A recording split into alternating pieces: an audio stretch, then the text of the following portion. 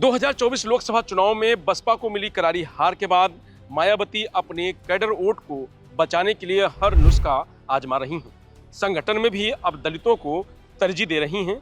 लोकसभा चुनाव के बाद संगठन का गठन किया है, जिसमें 60% पदाधिकारी एससी हैं, 30% ओबीसी और 10% मुस्लिम हैं।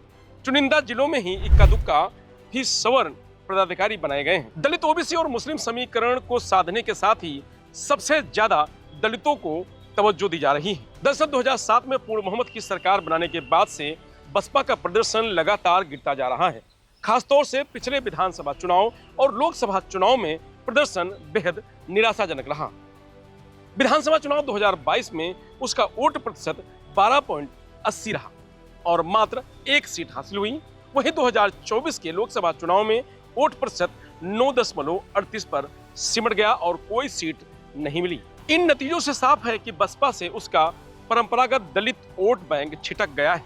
यह बात आई है कि पहले भाजपा ने उसके दलित वोट में सेंध लगाई और पिछले लोकसभा चुनाव में इंडिया भी कुछ हद तक कामयाब रहा। बसपा को पहली चुनौती अपना खोया दलित वोट बैंक वापस लाने की है।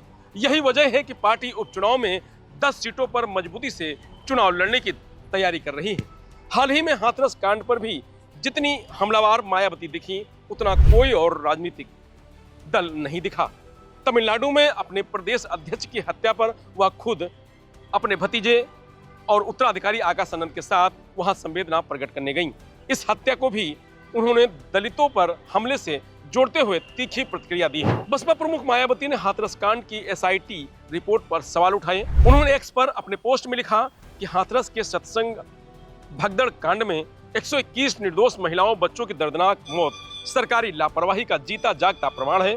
एसआईटी द्वारा सरकार को पेश रिपोर्ट घटना की गंभीरता के हिसाब से नहीं होकर राजनीति से प्रेरित लगती है। तो लोकसभा चुनाव के बाद अब मायावती एक्टिव हैं और लगातार उस संगठन को एक धार दे रही हैं ताकि आने वाले उपचुनाव में और 27 में बसपा का अच्छा प्रदर्शन हो सके।